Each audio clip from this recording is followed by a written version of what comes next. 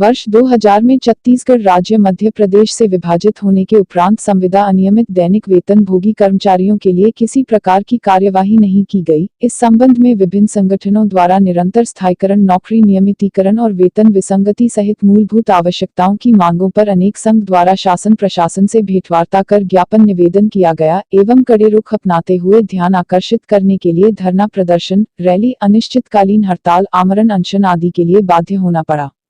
छत्तीसगढ़ राज्य में संविदा दैनिक वेतन भोगी अनियमित कर्मचारी की स्थिति दयनीय है। उनकी मांगों के लिए शासन प्रशासन द्वारा केवल कमेटी ही गठन किया गया है।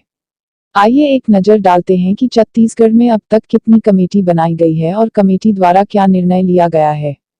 सर्वप्रथम 17 जनवरी 2014 को सचिव छत्तीसगढ़ शासन सामान्य प्रशासन विभाग की अध्यक्षता में अपर मुख्य सचिव विधि विभाग तथा अपर मुख्य सचिव प्रमुख सचिव वित्त विभाग द्वारा मनोनीत प्रतिनिधि सदस्यों को मिलाकर त्रिस्तरीय समिति का गठन किया गया, जिसमें दैनिक वेतन भोगी एवं संविदा में कार्यरत तृतीय चतुर्थ श्रेणी कर्मचारियों को शासन के विभिन्न विभागों में की जाने वाली भर्ती की प्रक्रिया में प्राथमिकता देकर शामिल करने बाबत गठन किया गया। कमेटी द्वारा किसी प्रकार की बैठक कार्यवाही विवरण सार्वजनिक नहीं किया गया, न ही सकारात्मक पहल नहीं की गई और वह कमेटी भंग हो गई। 8 मार्च 2019 को अनियमित संविदा दैनिक वेतन भोगी कर्मचारियों के नियमितीकरण के संबंध में विभिन्न कर्मचारी संघ द्वारा की गई मांगों के परीक्षण करने हेतु अपर मुख्य सचिव गृह विभाग की अध्यक्षता में समिति का गठन किया गया, जिसमें अपर मुख्य सचिव वित्त विभाग, प्रमुख सचिव सामान्य प्रशासन विभाग, प्रमुख सचिव विधि और विधायी कार्य विभाग, सचिव पंचायत एवं ग्रामीण विकास विभाग एवं सचिव आदिम जाति तथा अनुसूचित जनजाति विकास विभाग को सदस्य के रूप में शामिल करते हुए 5 सदस्यीय कमेटी का गठन किया गया, जिसमें यह भी स्पष्ट उल्लेख किया गया कि उक्त समिति यथाशीघ्र प्रतिवेदन प्रस्तुत करेगी। दिनांक 11 दिसंबर 2019 को उक्त कमेटी में संशोधन करते हुए प्रमुख सचिव वाणिज्य एवं उद्योग तथा सार्वजनिक उपक्रम विभाग की अध्यक्षता में उक्त मांगों के संबंध में समिति का गठन पुनः किया गया। समिति द्वारा किसी प्रकार की नीति निर्धारण सार्वजनिक नहीं किया गया है, न ही प्रतिवेदन सरकार के समक्ष रखा गया है। आज के वर्तमान स्थिति में कार्यवाही 0 पर है। दिनांक 23 अक्टूबर 2020 को श्री आनंद तिवारी संचालक विद राष्ट्रीय स्वास्थ्य मिशन की अध्यक्षता में राष्ट्रीय स्वास्थ्य मिशन के संविदा अमले के नियमितीकरण के संबंध में निस्ती परिप्रेक्ष्य नियमों तथा आदि का परीक्षण करने हेतु 5 सदस्यों की समिति गठित की गई है। कार्यवाही 1 वर्ष से अधिक व्यतीत होने के उपरांत भी किसी प्रकार की नियमावली रूपरेखा जारी नहीं की गई है।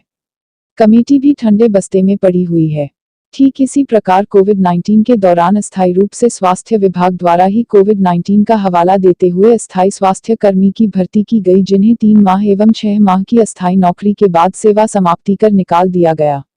अस्थायी कर्मियों द्वारा नौकरी से निकाले जाने के विरोध में बृहद रूप से लगभग 45 दिनों का अनवरत आंदोलन रायपुर में किया।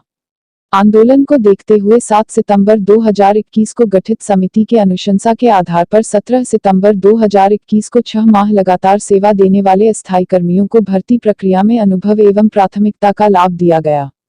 जो कि ऊंट के मुंह में जीरे के समान साबित हुआ। इसी क्रम में अधिकारी कर्मचारी फेडरेशन द्वारा अनियमित संविदा दैनिक वेतन कर्मी, पटवारी, लिपिक एवं अन्य संगठनों के साथ 14 सूत्रीय मांगों को लेकर शासन प्रशासन के समक्ष अपनी बातों को रखें, जिसमें वेतन विसंगति के साथ साथ संविदा अनियमित दैनिक वेतन भोगी कर्मचारियों के नियमितीकरण की मांगों को बिंदु क्रमांक 7 में शामिल कर चरणबद्ध हड़ताल की गई। छत्तीसगढ़ शासन सामान्य प्रशासन विभाग द्वारा 17 दिसंबर 2021 को श्री मनोज पिंगुआ प्रमुख सचिव की अध्यक्षता में एवं सुश्री अलरमेल मंगई डी सचिव तथा डॉक्टर कमलप्रीत सिंह सचिव को सदस्य के रूप में शामिल करते हुए यह लिखा गया कि उक्त समिति द्वारा बिंदुवार मांगों का परीक्षण कर अभिमत शासन के समक्ष प्रस्तुत करेगी। आज भी कार्यवाही सार्वजनिक नहीं हुई एवं अभिमत अप्राप्त है। 2 नवंबर 2021 को अंशकालीन स्कूल सफाई कर्मचारियों के लिए भी ठीक इसी प्रकार से प्रमुख सचिव छत्तीसगढ़ शासन स्कूल शिक्षा विभाग एवं सचिव छत्तीसगढ़ शासन सामान्य प्रशासन विभाग सदस्य तथा सचिव छत्तीसगढ़ शासन वित्त विभाग का गठन करते हुए स्कूल सफाई कर्मचारी कल्याण संघ की मांगों पर विचार किए जाने हेतु गठन किया गया व लेख किया गया है कि समिति आगामी 15 दिवस में संघ के पदाधिकारियों के साथ प्रथम बैठक आयोजित की जाएगी। बैठक एवं कार्यवाही तो दूर की बात है, अंशकालीन स्कूल सफाई कर्मचारी अभी वर्तमान में 60 दिवस से भी अधिक दिन का अनवरत अनिश्चितकालीन हड़ताल रायपुर बूढ़ा तालाब में जारी है। राष्ट्रीय ग्रामीण रोजगार गारंटी योजना, जिसे हम मनरेगा के नाम से जानते हैं, इसमें मुख्य रूप से 15,000 कर्मियों की संख्या है। को की कार्यालयीन एवं फील्ड में कर्मचारी कार्यरत हैं। छत्तीसगढ़ में 10,000 से भी अधिक रोजगार सहायक ग्रामीण क्षेत्रों में रोजगार दिलाने का कार्य करते हैं। इनके साथ तकनीकी सहायक, एमआईएस एंट्री करने वाले, डाटा एंट्री ऑपरेटर, भुगतान के लिए लेखापाल एवं कार्य योजना तैयार करने हेतु कार्यक्रम अधिकारी, सहायक परियोजना अधिकारी तथा शिकायतों के निवारण के संबंध में शिकायत निवारण अधिकारी नियुक्त हैं, जो कि 4 अप्रैल 2022 से नियमितीकरण सहित अपनी 2 सूत्री मांगों को लेकर दंतेवाड़ा से 390 किलोमीटर की दूरी दांडी यात्रा पैदल चलकर रायपुर पहुंचे हैं। और आज 1 माह से अधिक समय व्यतीत होने के उपरांत दिनांक 6 मई 2022 को सचिव, छत्तीसगढ़ शासन, पंचायत एवं ग्रामीण विकास विभाग की अध्यक्षता में तथा वित्त विभाग के प्रतिनिधि सदस्य, सामान्य प्रशासन विभाग के प्रतिनिधि सदस्य, आयुक्त, मनरेगा सदस्य, सचिव, पंचायत विभाग के प्रतिनिधि सदस्य, विधि विभाग के प्रतिनिधि सदस्य एवं अपर विकास आयुक्त कार्यालय सदस्य, इस प्रकार कुल 7 सदस्यों की समिति मनरेगा कर्मियों के 2 सूत्री मांगों के संबंध में विचार करने हेतु राज्य शासन द्वारा गठित किया गया है। ऐसे में विगत 2 वर्षों में 7 समिति बनाई गई है, जिसमें बहुत से समितियों के अध्यक्ष श्री मनोज पिंगवा जी प्रमुख सचिव छत्तीसगढ़ शासन है, लेकिन किसी भी समिति द्वारा निर्णय सार्वजनिक नहीं किया गया है। कर्मचारी संघ द्वारा गठित कमेटी की कार्य प्रणाली एवं हर बार नई कमेटी की गठन से कमेटियों पर प्रश्न चिन्ह लग चुका है। कर्मचारियों का विश्वास समितियों से उठ चुका है। बीते 2-3 वर्षों में कमेटी द्वारा किसी प्रकार का नीति निर्धारण नहीं किया गया है एवं संविदा कर्मियों का विगत 3 वर्षों से वेतन वृद्धि नहीं किया गया है, जो कि प्रत्येक 2 वर्षों में 20% वृद्धि कर वेतन पुनरीक्षित करते हुए लागू किया जाता रहा है।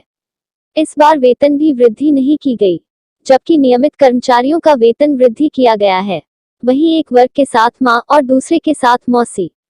जैसा सौतेला व्यवहार किया जा रहा है, जिससे संविदा कर्मचारियों की आजीविका वर्तमान महंगाई को नहीं झेल पा रही है। परिवार के भोजन, स्वास्थ्य व बच्चों शिक्षा पर गहरा प्रभाव पड़ रहा है। 3 साल से न वेतन बढ़ा, न ही नियमितीकरण के लिए कोई निर्णय लिया गया है। इन्हीं कारणों से आने वाले दिनों में छत्तीसगढ़ सर्व विभागीय संविदा कर्मचारी महासंघ द्वारा उपरोक्त गठित कमेटी से नीति निर्धारण को सार्वजनिक किए जाने की मांग को लेकर संघर्ष कर रहा है, जिसके कारण पूरे प्रदेश में 50,000 से अधिक सभी विभागों एवं योजना के संविदा कर्मचारियों द्वारा हड़ताल का निर्णय लिए है। और यह अंदाजा भी लगाया जा रहा है कि शायद इस हड़ताल से ही प्रशासनिक गतिविधियां तेज हो सकती है।